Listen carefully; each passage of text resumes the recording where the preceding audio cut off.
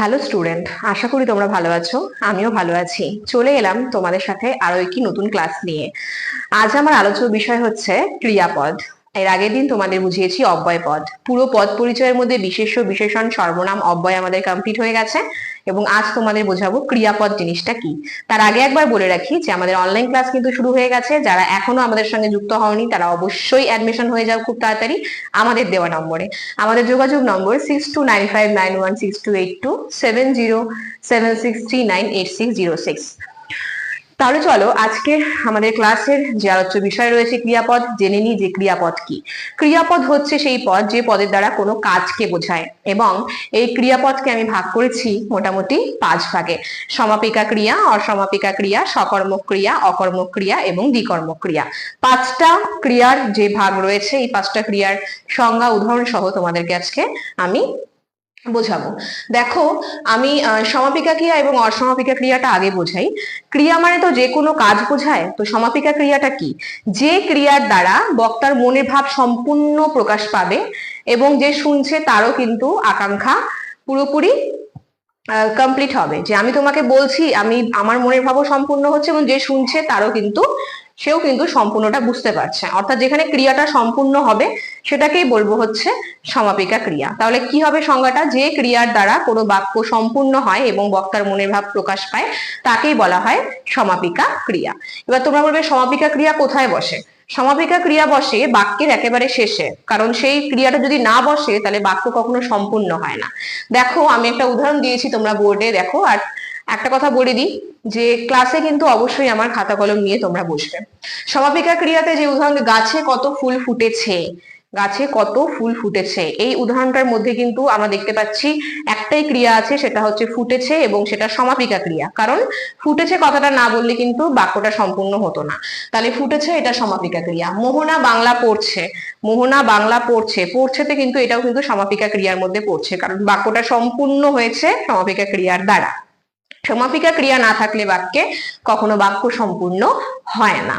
এরপরে রয়েছে অসমাপিকা ক্রিয়া। দেখো, সমাপিকার উল্টাই কিন্তু আমরা বলি অসমাপিকা ক্রিয়া। তাহলে অসমাপিকা ক্রিয়া কি? সমাপিকা ক্রিয়া ছিল যে বাক্যকে সম্পূর্ণ করে, অসমাপিকা ক্রিয়ার দ্বারা বাক্য কখনো সম্পূর্ণ হয় না। তাহলে অসমাপিকা ক্রিয়া কোথায় থাকে? মনে করো একটা বাক্যের মধ্যে দুটো ক্রিয়া আছে, একটা মাঝখানে একটা শেষে। তাহলে বুঝতে হবে যে আমি যদি একটা বাক্যকে মাঝ বরাবর ব্যবহার করে আর যদি সেদিকে না ব্যবহার করি, অর্ধেক ব্যবহার করি, অর্ধেক ব্যবহার না করি, তাহলে আমার সমাপিকা ক্রিয়াটা কিন্তু আমি ব্যবহার করছি না। সুতরাং আমার বাংলার যে আমাদের যে উদাহরণটা, সেই বাক্যটার কিন্তু আমাদের সম্পূর্ণ হবে না। তাহলে দেখো, এখানে দিয়েছি পরিশ্রম না করলে সফলতা আসবে না। পরিশ্রম না করলে সফলতা আসবে না, এখানে দুটো ক্রিয়া আছে। একটা হচ্ছে পরিশ্রম করা আর একটা হচ্ছে সফলতা আসবে না। ঠিক আছে, দুটো ক্রিয়া কিন্তু এখানে আছে। এবার তোমরা বলো যে এখানে কোনটা কি ক্রিয়া? করলে একটা ক্রিয়া, আসবে না একটা ক্রিয়া। এখানে কিন্তু আমি বলেই দিলাম একটু আগে, বাক্যের শেষে থাকে সমাপিকা ক্রিয়া, মাঝখানে থাকে অসমাপিকা ক্রিয়া। আমি যদি তোমাদের এইটুকু বলতাম যে পরিশ্রম না করলে, আর যদি তোমাদেরকে বাক্যটা আমি না দীর্ঘ করতাম, তাহলে কিন্তু এটা বাক্য হতো না। সুতরাং এটা অসমাপিকা ক্রিয়া হবে। তাহলে পরিশ্রম না করলে, এই যে করলে কথাটা, এই করলে ক্রিয়াটা কিন্তু আমাদের হবে অসমাপিকা ক্রিয়া। আর আসবে না, এটা কিন্তু সমাপিকা ক্রিয়ার মধ্যে পড়ছে। আরেকটা উদাহরণ দিয়ে বোঝাচ্ছি। সমরেন্দ্র কাল খেলতে যাবে, সমরেন্দ্র কাল খেলতে যাবে, এখানে কিন্তু দুটো ক্রিয়া পরপর আছে, খেলতে একটা ক্রিয়া, যাবে একটা ক্রিয়া। তাহলে যাবেটা কিন্তু এখানে সমাপিকা ক্রিয়া, কেননা যেহেতু এটা লাস্টে বসেছে এবং বাক্যটাকে সম্পূর্ণ করেছে। আমি যদি খেলতে পর্যন্ত বলতাম যে সমরেন্দ্র কাল খেলতে, শুধু খেলতে পর্যন্ত বলতাম, তাহলে কিন্তু এটা অসমাপিকা ক্রিয়ার মধ্যে পড়তো।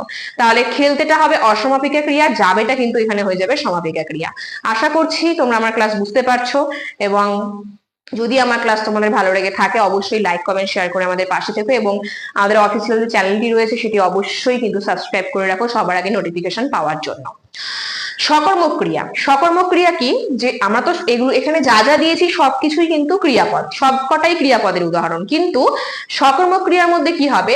সত্যি যেগুলো কাজ বোঝায়, যে বাক্যের মধ্যে অ্যাকচুয়াল কাজ বোঝাবে, সেটাই আমরা বলবো সকর্মক। যেরকম সুজন বই পড়ছে, সে একটা কাজ করছে, সে পড়ছে, বা সে লিখছে, সে গান গাইছে, সে নৃত্য করছে, এগুলো সবই কিন্তু ক্রিয়ার মধ্যে পড়ছে। অবশ্যই সেই ক্রিয়াটা সকর্মক ক্রিয়া। কাজ বোঝাবে একটা। সুজন বই পড়ছে, আমি ভাত খাচ্ছি, এখানেও কিন্তু এই খাচ্ছি ক্রিয়াটা কিন্তু সকর্মক ক্রিয়ার মধ্যেই পড়ছে। এবং অকর্মক ক্রিয়াটা কি? সকর্মকের উল্টো। এগুলো ক্রিয়া বোঝাবে কিন্তু এগুলো আদৌ কোনো কাজ নয়। যেরকম ধরো আমি বসে আছি, আমি দাঁড়িয়ে আছি, বা আমি হাসছি, এই যে হাসা, দাঁড়িয়ে থাকা বা ঘুমোনো, এগুলো কিন্তু ক্রিয়া, কিন্তু এগুলো কোনো সকর্মক ক্রিয়া নয়, এগুলো সব অকর্মক ক্রিয়া। যেমন সে বসে আছে, সে হাসছে, যে বসা, হাসা, এগুলো কিন্তু সকর্মক ক্রিয়া নয়, এগুলো অকর্মক ক্রিয়া।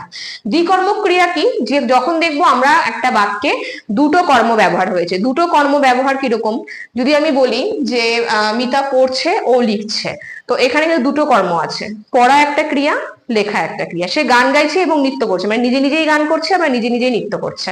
তাহলে এখানে গান আর নৃত্য দুটোই কিন্তু এক সকর্ম ক্রিয়ার মধ্যে পড়ছে, এটা কাজ। সুতরাং দ্বিকর্ম ক্রিয়া কোনগুলো? তাহলে যখন দেখবো বাক্যে দুটো কর্ম একসঙ্গে অবস্থান হয়েছে, তখনই তাকে বলবো আমরা দ্বিকর্ম ক্রিয়া। তাহলে দেখো, তোমাদের সামনে আজকে আলোচনা করলাম ক্রিয়াপদ কাকে বলে, ক্রিয়াপদ কয় প্রকার, কি কি, প্রত্যেকটার সংজ্ঞা সহ উদাহরণ দেওয়ার চেষ্টা করলাম। আশা করছি বুঝতে পারছো। যদি কারো কোনো জায়গায় কোনো প্রবলেম হয় কমেন্ট বক্সে অবশ্যই জানাবে, আমি তার উত্তর দেব। তাহলে চলো, পরবর্তী ক্লাসে দেখা হচ্ছে। আজ এত পর্যন্তই, ধন্যবাদ।